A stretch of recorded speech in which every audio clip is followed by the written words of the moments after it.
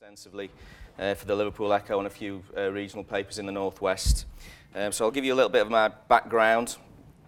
Nice picture of Gaza as a gamekeeper. About 10 years ago, the first 10 years of my career was as a journalist on the outside looking in. For the last 10 years, I've been operating as a journalist on the outside looking out, and probably the last 10 years has been seeing the greatest degree of evolution and development in terms of the way I go about my job and the way we go about delivering content to an audience. So I started out, in my day there weren't courses like this. So 20 odd years ago I wanted to be a sports journalist, always wanted to be a sports journalist, but there wasn't necessarily a course that was right for me at the time, so I did an English language and literature degree. So I left university in '96 with a degree under my belt and no experience of journalism and no understanding really. I thought I knew how to write a story, but until I actually got down to the nitty-gritty of sort of doing the job on a day-to-day basis, I realised that I was a million miles away from knowing how to operate as a journalist. I was fortunate in that the Warrington Guardian gave me an opportunity. I was the kids writer. I was writing the kids page in the paper, working 4 days a week and doing a day a week, day release, doing an NCTJ course. So I went through all the various things that I suspect you guys are going through in terms of learning all about journalism law, shorthand, all the various prerequisites of being a journalist primarily, not a sports journalist. So I worked at the Warrington Guardian for a year, then moved to the Northwich Guardian, finally got my opportunity to move away from news and writing kids' pages to do sport. Went to the Northwich Guardian, which was a weekly, and I had the grand title of sports editor. But as I was the only person in the sports department, I was also the person who was doing all the gathering together all the photos and everything, doing all the page design, the whole gamut. So I did that for a couple of years. It was a sharp learning curve working in sort of lower league football. It was conference level with Northwich, Victoria and Witton Albion, dealing with managers, players. I was the only journalist in town really, so I had sort of exclusive access, and it was a sharp learning curve. I learned all about page design, working in newspapers, the demands of working to deadlines, and also during that period I started doing some shifts at the Daily Post and Liverpool Echo, where I was sub-editing pages, working on the sports desk, doing some sub-editing primarily, a little bit of page design if I was lucky and people were off sick. But that led to a move to the Echo in 1999. Initially as a sports sub-editor on the Echo sports desk. There was a team of around 10 sub-editors and 4 or 5 journalists. The Echo at the time was probably one of the biggest, well it still is one of the biggest, but at the time it was the readership was significantly higher than it is now in terms of papers sold. It was probably one of the biggest regional papers, evening papers of its kind in the country. Working so closely with sort of really experienced journalists, the guys who've now gone on to work in sort of very high-profile roles. Chris Bascombe I worked alongside, Phil McNulty, who's now head of sport at BBC. And Phil McNulty is probably a good example, because when Phil left the Echo to go to the BBC to work on their website, everybody thought it was a crazy move, because it was at the time when websites were in their infancy. There wasn't really that sort of the access to the content that we have nowadays. And Phil, being such a prominent journalist, moving into the world of digital seemed like an odd move. Sort of 10, 15 years on, and now Phil's probably one of the most prominent journalists of his kind in the country, and newspaper readership numbers are on the decline. So whilst I was at the Echo, I became the Tranmere reporter, covered Tranmere for 4 years. Went to the Worthington Cup final with them in the very last cup final at Wembley, the old Wembley, before it was redeveloped against Leicester City. They lost that game. And then got the opportunity to write for Everton. And at the time, I thought I had a tough job. I thought it was a tough job. The demands of meeting deadlines, having a back page lead every day, having to get into the office at 7:30 in the morning, worrying about having a piece to go on the back page by the 8:30, 9 o'clock deadline to get it over to the guys to start planning the page. But as I now know, it was actually quite a cushy number. Just having to write 1 or 2 pieces a day and worry about getting 1 or 2 news lines a day from the manager down at the training ground or talking to the players was fairly straightforward. I knew exactly where I stood every day. now in the world of digital, it's a million miles an hour constantly. There are no set deadlines. It's a permanent deadline, and that's what I learned when I moved. Well, when I moved to Everton. So poacher turned gamekeeper. The club offered me a position, working within a very small team at the time of about 2 or 3 people, producing the editorial for the programme and for the website. And over the last 10 years, I've not so much moved up the chain as the line of command has grown below me. So now, and I'll give a little bit of an insight into the structure of the team that we now have at Everton in the media operation, in the media and comms department. But during my time at the club in the last 10 years, I've gone from club writer to website editor to digital manager. So note that it was a move away from purely reference to website and towards all the additional focus of content delivery and different delivery channels, and now I'm the head of content. So just to give you a bit of an insight into the structure of the team at the club, below me I have the digital manager, the publications manager and the news editor. The digital manager is a role I occupied once upon a time.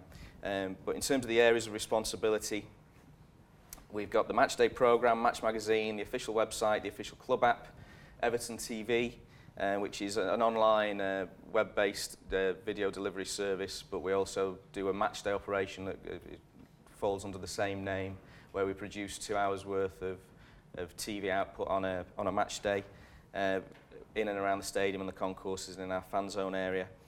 We look after all the club's social media channels, club intranet, an international block TV programme. I suspect you may be aware, but the rights deal for the Premier League is huge. It's incredibly lucrative for the football clubs, but also working within the football clubs, the counterbalance to that is there's very strict restrictions in terms of what we can and can't do with our content, and the rights we have to the footage of our matches. One of those rights is the ability to sell a 3-hour block programme each week internationally to various territories, which is our 90-minute game 90 minutes of our game on a Saturday, supplemented with about an hour's worth of magazine-style output, so interviews, content sourced during the week. We also have a weekly magazine show, which is a TV show that goes out in the Liverpool area on Bay TV, which is our local TV station. And a local radio show. We have a 2 hours worth of local radio that we produce each week. And the guys who work below me also liaise with our very many third-party partners and providers. The scale of our media operation now means that it can't all be done in-house. We need a web agency to look after our web platform and also look after our provision of various app solutions. We have a video production partner who look after the production of the match day output, as well as providing the 3 cameramen and editor resources. It's although working within the team, we've got a team of about 10, 11 people who work for me. Beyond that, we've got a web agency that allows us access to in the region of 25 programmers, strategists, social media experts, and also our production partner at ADI, who are based in Preston, access to dozens of editors and additional camera resource. So the 5 club journalists work for the digital manager, the publications manager, and the news editor in terms of sourcing and delivering the content. The guys who are doing the fun stuff, the stuff I used to want to be a sports journalist for, the stuff that I don't have the pleasure to do anymore because I'm too busy sat in meetings, planning campaigns and talking about contracts. So they go out and talk to the players, talk to the manager, cover the games, senior level, under 21s, under 18s. It's a 7-day operation. As much as we can, it's 24/7, but obviously there's restrictions. There's only, when you've got a team of 5, it's very hard to spread that resource as widely as possible. But because it's now a global operation that we run from the club and our audiences in territories all over the world, there's an increasing demand. And one of the challenges we're facing now is trying to work out how we satisfy that demand with the resources we have. There's a few other clubs. And in terms of that operation, actually, just to give it a bit of context, the size of our operation is probably comparable. We're probably 7th or 8th in the Premier League in terms of the size of our media operation, which is probably comparable to where we sit financially and comparable to where we tend to finish the season as a football club. So there's other clubs have bigger operations, the likes of Manchester United, Liverpool, Chelsea have huge operations because they have audience reach internationally that far exceeds ours, and that's one of the challenges in terms of growing the club as a business. Is sort of the key is growing our fan base, having more people interested in Everton, having more people wanting to watch Everton. That's relatively easy on a domestic level, where there's that the tribal nature of football, where you know where your core areas are, you know how you're going to focus your content and try and engage with people and give them stuff that they're going to be interested in. Internationally, it's a bit of a bun fight. It's like it's a gold rush to try and get to the people quickest, and sort of win hearts and minds in ways that move beyond the football. Because a lot of the stuff in this country is down to the football. Internationally, a lot of it can be influenced by more of what we can do in terms of how we engage with an audience, how we talk to an audience, giving them what they want in terms of the days away from match day, the days away from the 90 minutes on a Saturday or a Sunday. We also have 3 cameramen and editors. And in terms of that structure, it's probably changed as we've grown. Whereas up until 5 or 6 years ago, we needed staff that were multi-skilled, because people had to be jack of all trades. We had to have guys who could write a decent story, conduct a decent interview, maybe do stuff in front of camera, definitely do some video editing, have a command of Final Cut Pro, Adobe Premiere, whatever tool you're using. We had to have people, resource who could do everything, because we had the demands that we've got now without the number of people that we have now. What's happened in the last few years, as the awareness in football of the importance of the digital operation and the media operation has grown, is that we've been able to bring in specialists. So our cameramen and editors are really talented, really good specialists in that area, because there's an expectation in the audience of quality. They see Sky Sports, they see BBC Match of the Day, they know what looks good, they know what to expect from what they're digesting, what they're watching. So they expect that same level of quality from an in-house club channel. They spot inferior quality really quickly, and once they spot inferior quality, they're not going to come back again. So it's important that we needed to move towards an area whereby we've got guys who are as good, if not better, than some of the people who were editing stuff for Sky and Match of the Day. So any questions on that in terms of the operation, the scale of the operation, and what people do within the team? You say it's a global business, and your job's a global job, so say in January you sign Keith Young, Swansea, what would go through your mind, like how to contact and get in the minds of the big fans? Well, it's probably to use an example from about 10 years ago when we had Kejun as our sponsor, and we had Lee Tia and Lee Wai Feng were two of our players. We had a game against Man City, and I think it was Sun Ji Hai was playing for Man City. For about 10 years, that was the most watched game in Premier League history, because everybody in China was watching that match.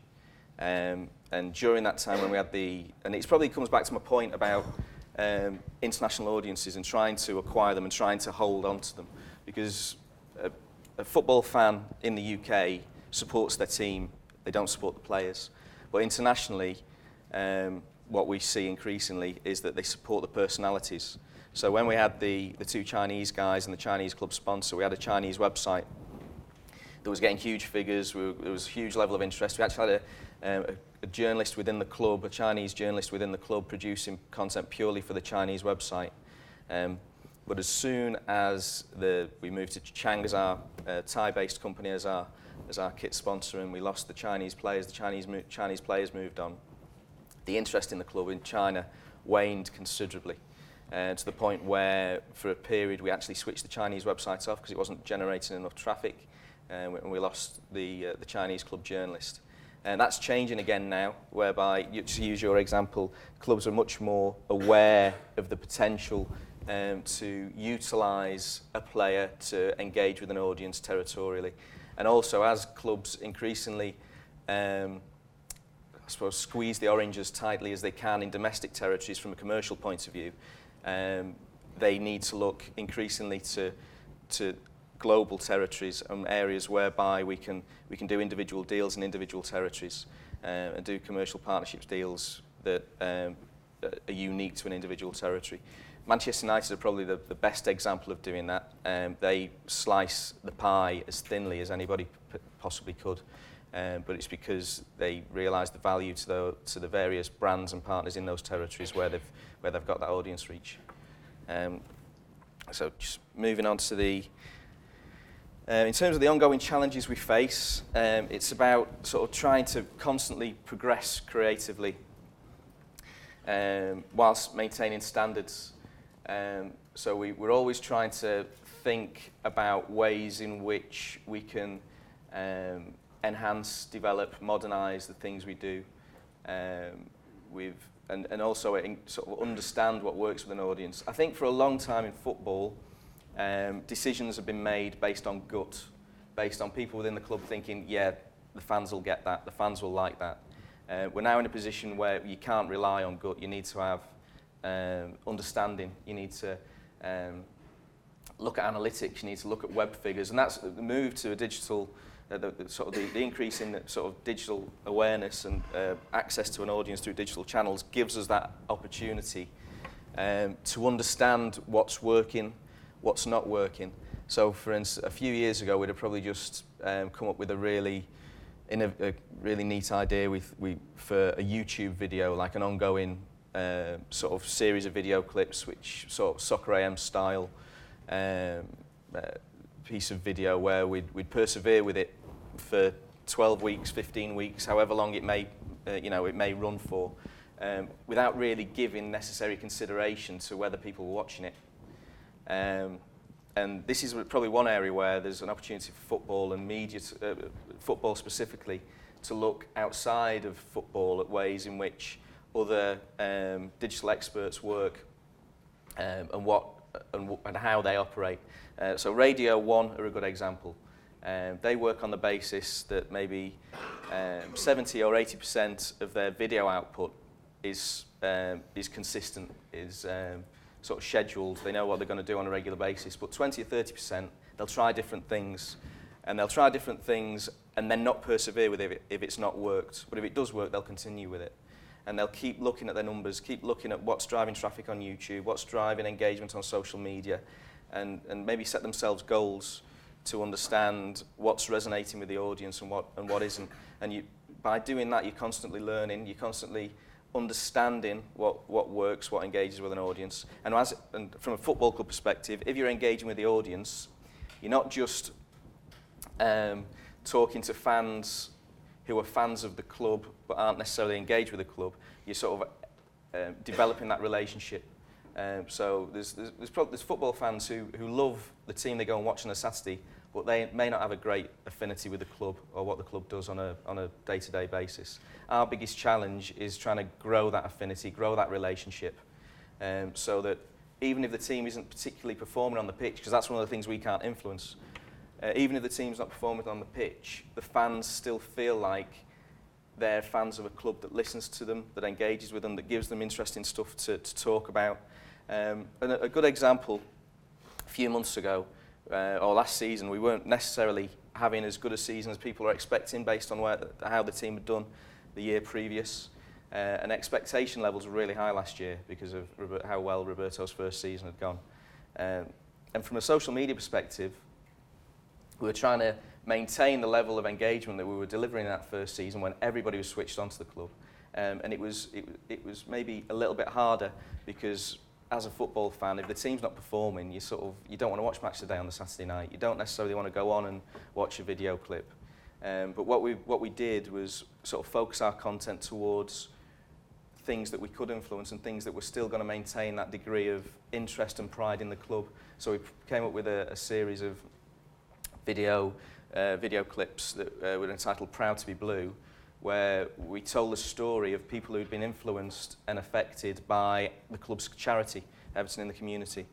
And those video clips are very sort of in the style of a comic relief, a children in need style video where you tell somebody's personal story. And at a time when performances on the pitch weren't going particularly well, the level of engagement we achieved with those videos maintained that relationship that the fans had with the club and potentially grew new fans, people who were, we had an incredibly high number of comments on a lot of those video clips from fans of other clubs saying, I'm not a fan of Everton, but like what you like the way you operate, like the way you engage with your local community and the way we show empathy and sympathy and the way we actually go out and sort of intentionally try and engage with an audience on at ground level, really. So that's sort of about the creative progression, understanding what works with an audience. But from a journalism point of view, and it's probably something that, I mean, because I've been a journalist, I'm not some digital media guru, far from it. I'm not the guy who does the programming, I'm not the guy who does the page designing of the web stuff. Until I went to Everton, I didn't really have a great deal of an understanding of what went into building a website or sort of production of video content.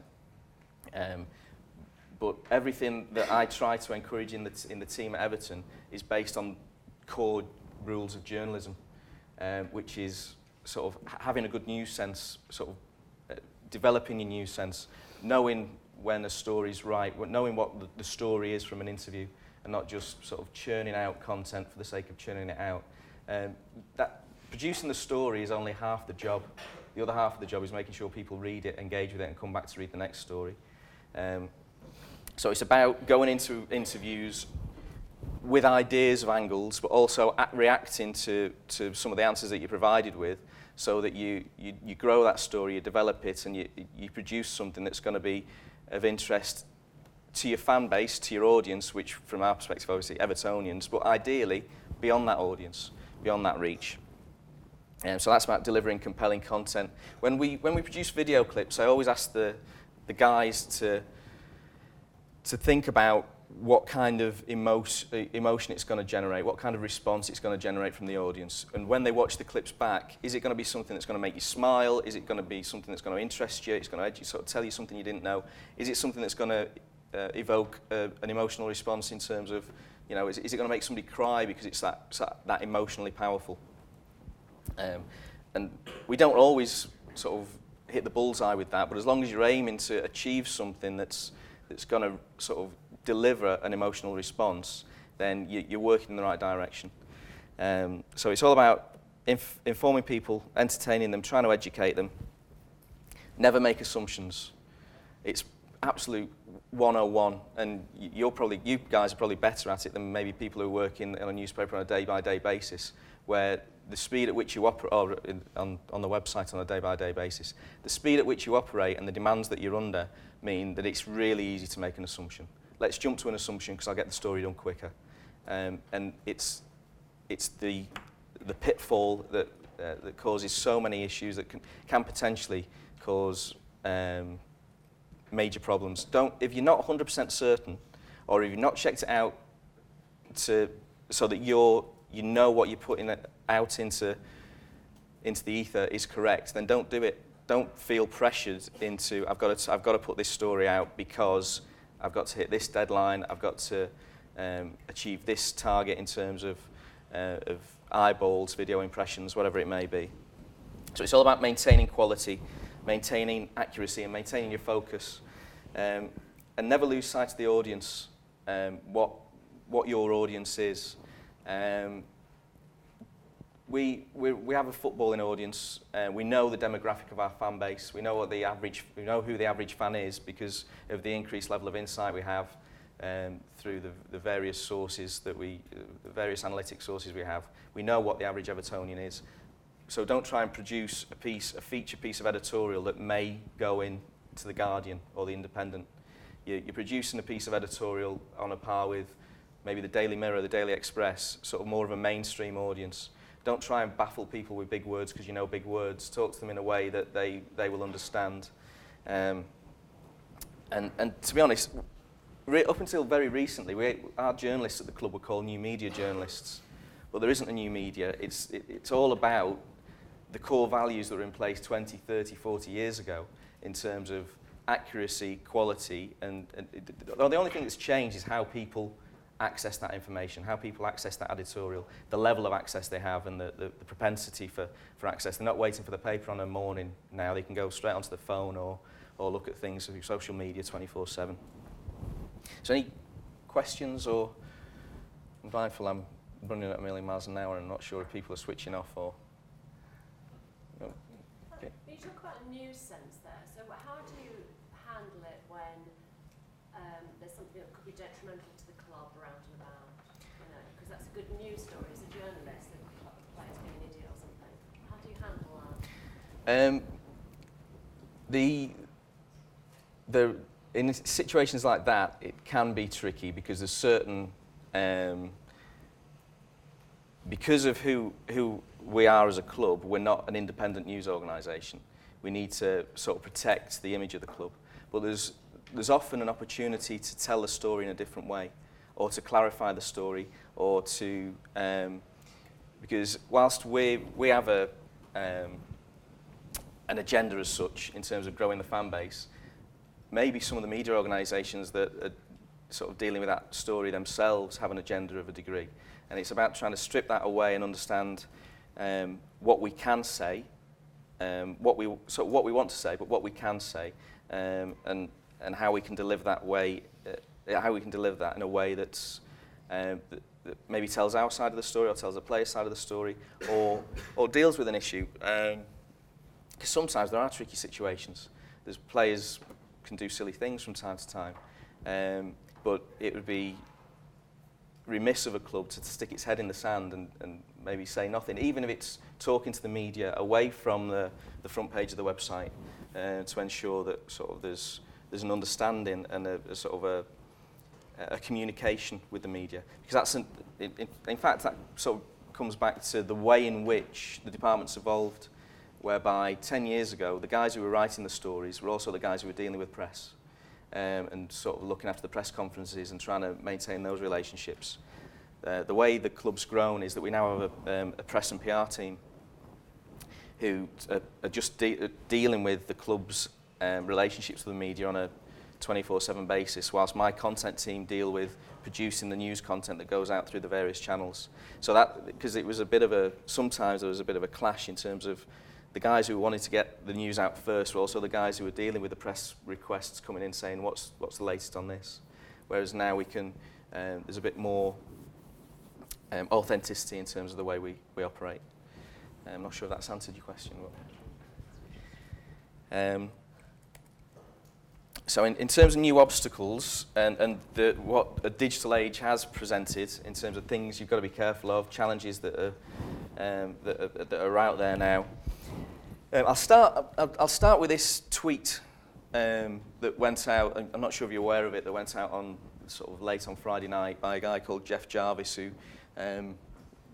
he's based in New York. He likes to prod at sort of the sort of media convention and expectations, and the way in which social media reacts and deals with news.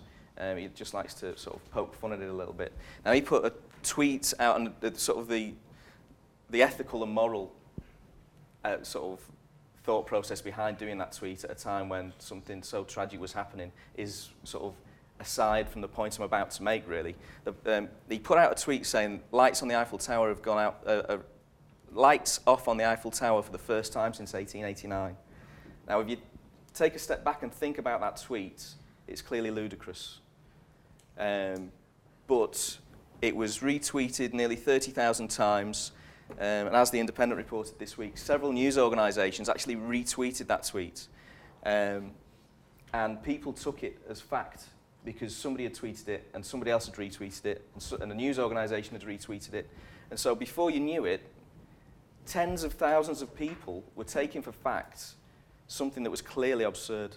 To think the lights on the Eiffel Tower have been on permanently since 1889 is ridiculous. But it just comes back to that point about assumptions and making sure you've got your facts correct. And not sort of go, it's very easy in the current age to go with the flow. And if somebody else is tweeting it, it must be true. But as journalists, that it's making that assumption that's the wrong thing to do. You need to check out the facts. You need to know for yourself before you produce anything, even if it's just a tweet. It's only 140 characters or whatever it may be, but once it's out there, you're a journalist. You're narrowcasting to a huge audience. The whole world can see it. And I can give you a host of examples where people have tweeted something, maybe not thinking about what they've tweeted, that have had ridiculous ramifications in terms of their own personal lives or in terms of the way in which news stories have developed and evolved.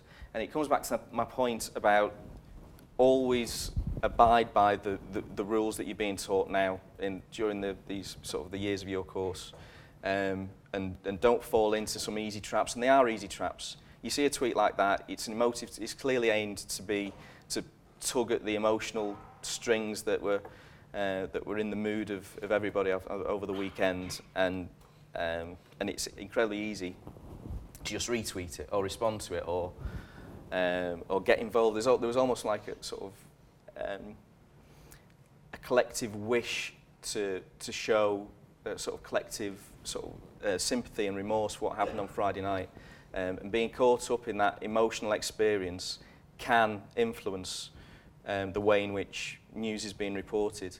And whereby maybe 10, 15 years ago, when I had a few hours to produce a story and worry about the deadline for the paper the next day, nowadays journalists are working whereby as soon as the story is written, it can be out there.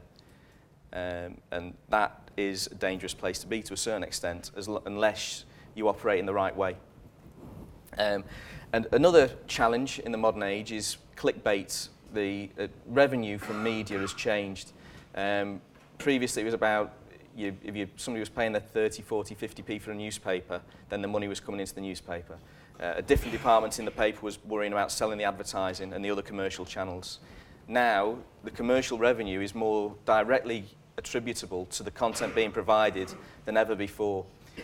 So you see websites like the Daily Mail and the Daily Mirror deliver millions of page impressions based on a sort of a relentless delivery of news content, and the clickbait element, whereby and probably it's probably unfair to single out the Mail and the Mirror, because a lot of their content is really engaging, and that's why those numbers maintain.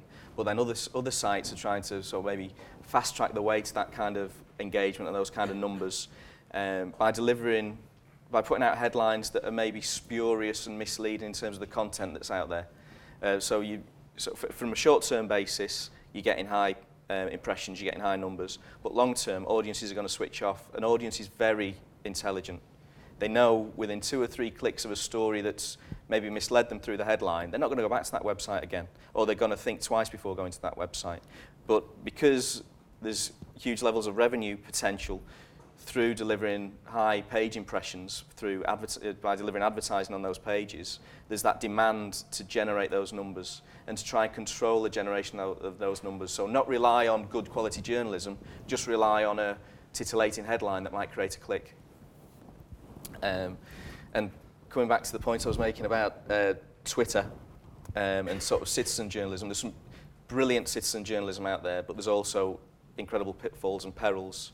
And people who are maybe tweeting things about sort of news stories, who are tweeting without the level of understanding of the impact from an audience perspective, the reach that tweet has, and also, to a certain degree, journalism law, what you can and can't say. And it's important to remember that in your position, you're in a position where you have that knowledge, and you need to use that knowledge. Something else and that comes back to being dragged into the wrong race. It's not a race necessarily to be first with the news. It should be a race to be right with the news. And as a football club, we're probably, coming back to the point you made earlier, we're often maybe cited, fans may sort of post tweets at us, deliver social media to us saying, such a paper is saying we're signing this player, or contract, this player's signed, why is the club saying nothing? Almost 99 times out of 100, the reason we're not saying anything is because the player's not signed, or there may not be an interest in the player, or we're not in a position to deliver that news. But there's there's expectancy from the audience that because they've read it somewhere else, or because somebody's suggested it on Twitter, or there's a post on Facebook, the club's keeping news from the fans. Whereas the reality is the club is delivering the news when it is news. And we can't sort of deal with this the hunger to preempt the news and try to be first to deliver the news. Well, the way we try to deal with that, because there's clearly a large appetite for that, we have a section on our website which is what the papers say. There's a huge disclaimer at the top of that page saying these aren't the views and opinions of Everton Football Club. But there's that appetite for what are the papers talking about, who we're being linked with, who are the rumours, who's going to be the next summer signing, etc. And we also generate a page called Around the Web, which allows us to aggregate some of the content and there's some great content, some unofficial fan sites, blogs, produce some really interesting stuff relating to the club. And we try to aggregate that and pull in the really good stuff and tell people about it on a weekly basis. So what we try to become is, if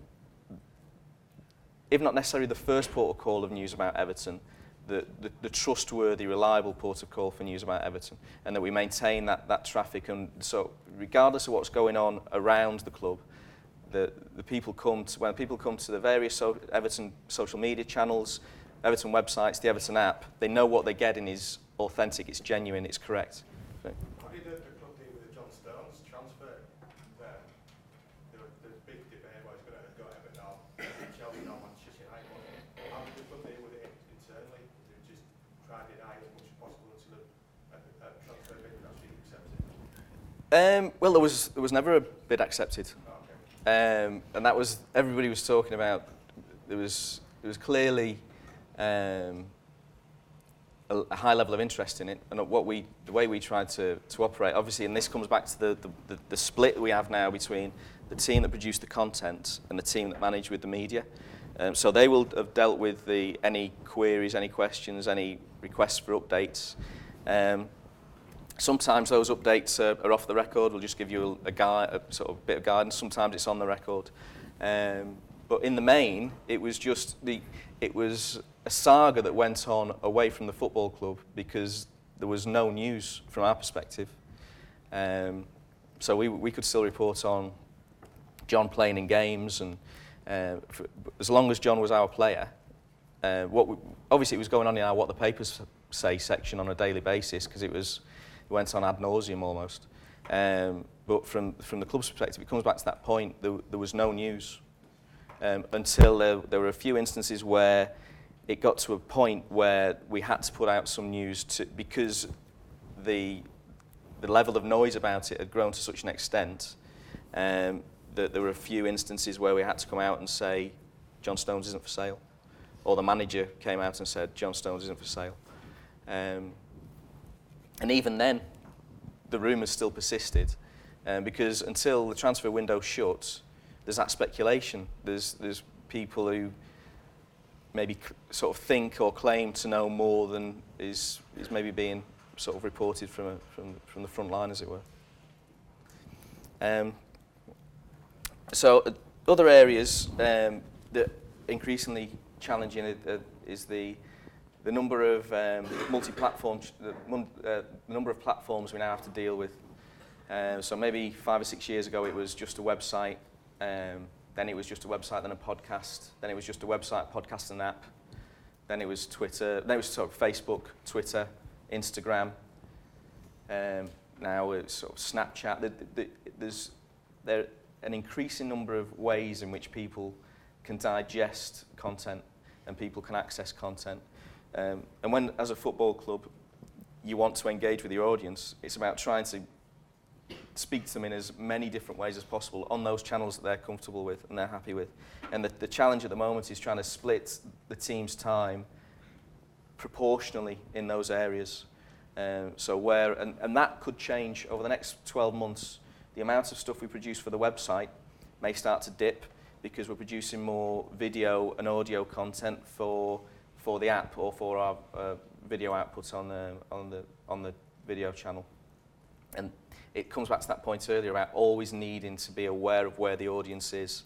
I used about 5 or 6 years ago when social media was the buzzword and it was growing and everybody was suddenly jumping onto Facebook.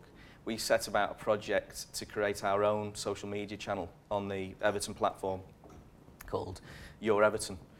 We thought it'd be this great area, you can log in, you can create your profile, you can tell people about your favourite games, you can chat to other Evertonians. And it didn't really work because people didn't want to go onto the Everton social media channel, they were already on Facebook. And it was maybe a hard lesson to learn, but what we realised is you can't force people to go where they don't want to go. They were already on Facebook, so we needed to engage on Facebook. They're on Twitter, so engage on Twitter.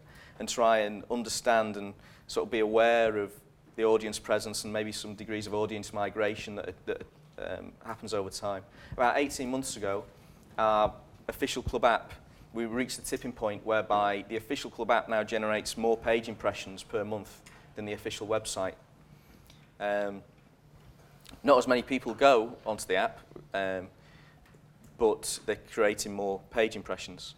And increasingly, about 12 months ago, we produced a new website that was fully responsive with a view to people accessing more sort of web pages more prominently from mobile phones and iPads than they are from desktop devices. And while that is still occurring, there's still a migration away from the responsive website to the app. So it's clear that we don't have all the answers all the time. We try to understand where the audience is, but the audience will be where they want to be. And they've got an Everton app they're happy with, that they're happy to sort of access on a daily basis. So maybe the next round of digital developments that I work with our agency, the budget spend may be more significant on the app side. Well, it probably will need to be more significant on the app side potentially than on the website, because that is where the audience is. And it's just about being aware of changes and fluctuate. I mean, it's changed so much in the last 5 years, last 10 years. There's no reason to suggest that there's going to be any less change over the next 5 to 10 years. So that's it from me in terms of boring you senseless about what we do and how we operate. But if anybody's got any specific questions, I'd be more than happy to take them. I'll just ask you a bit, Scott, about how difficult was it for you when you were in the Europa League last year? So, for example, you had a game, I think, on the Thursday night in Russia, and then on Sunday you're at Old Trafford, and there's not a lot of turnaround time to kind of do any kind of content. How did you manage with all of that? It was challenging. To a certain extent, it made life easier, because when you've got games, the games dictate your schedule and the content. So we knew we were going to have 2 press conferences a week. We knew we were going to have a pre-match player interview before every game, a post-match series of player interviews and manager interviews. So the content produced itself. We just needed to make sure the staff were attending the matches and we were sort of covering the games, and the content would look after itself. It's, as I was saying before we came in, it's maybe 4 or 5 years ago, an international break was a great opportunity to take a breather, take a step back, maybe have a long weekend, and sort of get ready for the next wave of matches. Now the international break's probably the busiest time in our office, because everything is, we'll leave that till the international break, we'll look at that then, we'll look at that then. So in the last week, I've been in wall-to-wall meetings talking about what the next big engagement idea is going to be, what we're going to do for the Christmas campaign, what we're going to do to sort of generate additional views on YouTube, how we're going to monetize those views. It's sort of the international break and the summer are the times when we're busiest, because it's the times when we need to be maintaining a content delivery when we don't necessarily have access to the players, but also a time when we need to be thinking about what we can do next when we do have access to the players and how we can maximise that time. Because of the rights deal and the broadcasting rights deals, the football clubs make a hell of a lot of money from BT, from Sky, from BBC, from the international broadcasters. But with that revenue comes increasing demands and access to those players as part of those rights deals, which restricts what the club can do. So maybe a few years ago, we could go down to the training ground any day of the week and have free reign with the players. Now, There's one day of the week where you've got Premier League productions, BBC, Football Focus, Sky. They're all there, all with the same demands on a squad of players that hasn't increased in number in the last 10 years. So the actual access to the players is getting harder because there's only so much they can do. So, Do you think it's right that fans who put money into the club have to pay to see extra content? My view, no, which is why we don't charge. There are instances when we have to charge.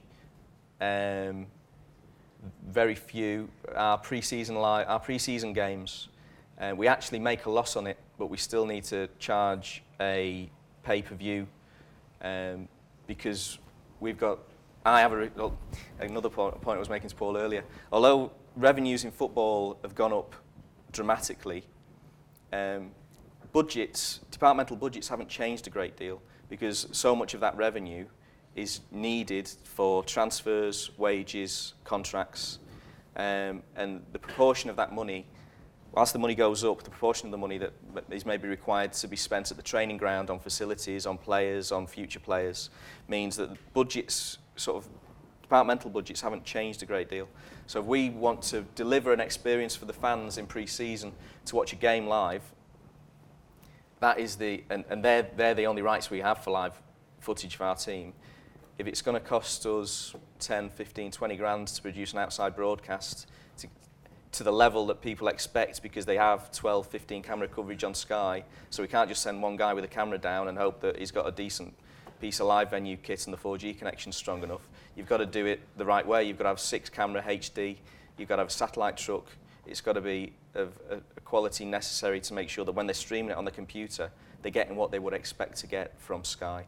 So that is the only instance when, to try and meet and cover those costs, to deliver an experience that the fans are going to want, we need to charge the fans. But in the main, and it's a model, football for a long time was based on what you were talking about, so we'll charge £4 a month for you to access Everton TV or whatever it may be. At a time when every other sort of online video channel or video delivery solution, like YouTube was there was so much free content available, but clubs were charging a subscription.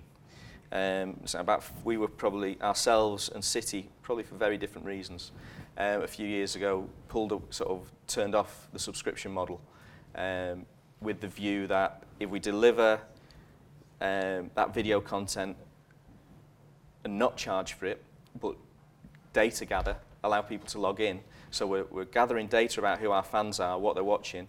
We're delivering more content to more people, so we're engaging with a bigger portion of the audience. And we're maybe sort of convincing somebody to come 4 or 5 times a season to a game, rather than 2 or 3 times. And that's where the real revenue in football, away from the TV rights, the real revenue in football is on ticketing and retail.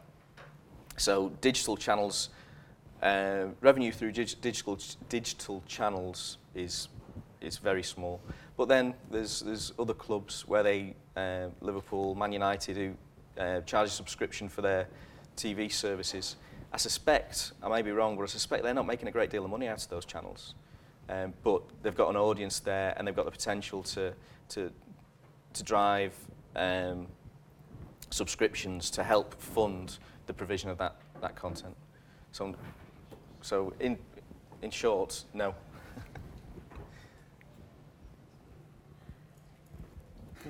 How much influence does the manager have over what you online? Yeah, he could have if he wanted to. He doesn't choose to. The only influence the manager really has is control over what access we have to the players and when we can talk to them. And obviously, at the end of the day, we're a football club, and what they do on a Saturday afternoon at 3 o'clock is the most important part of their job.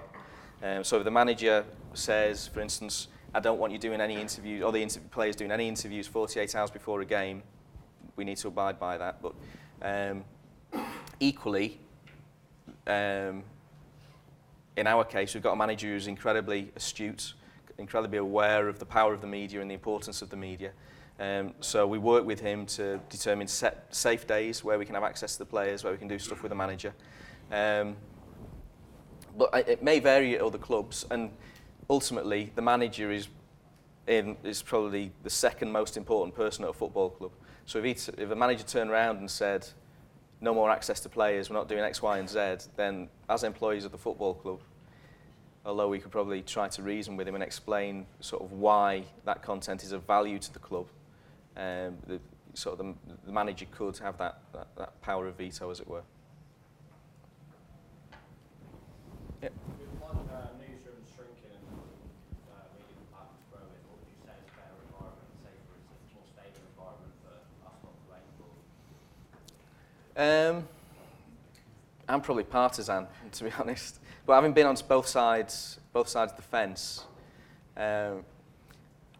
there's always going to be a need for a newsroom, as it were, an independent newsroom. There's always going to, although sort of sales of regional papers are dipping, there's still a significant level of investment at the Liverpool Echo, for instance, in resource and sourcing the news. They're just trying to find a different way of monetising it and a different way of benefiting from it. I'm not sure if, from a newspaper perspective, there's the perfect example of somebody having got it right yet, but there will be. I'm sure there will be. The Sun and the Times went for the subscription model. Other news channels have gone to deliver the news free. The Daily Mail to deliver the news free, but with the revenue through advertising. Trying to get the balance right is going to be difficult. The main thing is that whoever succeeds will be the news organisation that doesn't lose sight of why it's a news organisation. And it's not there, well, it is there to make money, but it makes money through delivery of news and not through delivery of ads. The ads just benefit from the audience reach that the news provides. But from my perspective, in terms of working within football, football's probably the safer place to be. Certainly in the Premier League anyway, because we're only growing, and the level of audience is only growing on a season by season basis. But it's about sort of where you feel comfortable. In recent weeks, the ownership of Everton has been questioned by many fans. How important do you feel that people like Bill Kenwright and John Wood have towards the club? And do you think in the future they're the right people to have control of Everton? I'm an employee of the football club. It's not my place to talk about who is the right and the wrong sort of person to run a club. I'm just an employee of the club. What I would say is that we've got a great structure at Everton. There's a real understanding, and everything about what we do comes from the top. So in terms of how important the fans are to us as a club, that doesn't come from me. That comes from the very top of the club. And the fans are incredibly important to Everton. It's one of our goals is to one of the sort of our phrases. We want Evertonians to be proud to be blue. So there may be other clubs where the focus is on commercial revenues and satisfying partner demands. And while that is incredibly important, I wouldn't say at Everton we put the fans behind the partners. The fans are in front of the partners in terms of how important they are. Because if you have a fan base that's engaged and that's growing, then the commercial opportunities will follow. Just how difficult is the language barrier? So like when you're interviewing like Romelu Lukaku, who's for example Belgian, like does the language barrier have a real problem when you're interviewing them? Not really. No, I mean, we're lucky that most of our guys speak English and speak good English. But when we've got a player who doesn't speak English, we've got an interpreter who we can just bring in. It just makes it harder to edit, and sort of, it's just a bit of a pain in the neck when you're trying to do a quick, or if you've only got 2 minutes with a player at the end of a game and 30 seconds of it is an interpreter trying to explain what the question is. But they're the only demands, really. Okay, well, I'm sure you'd like to thank Scott for coming and giving you the great... Thank you.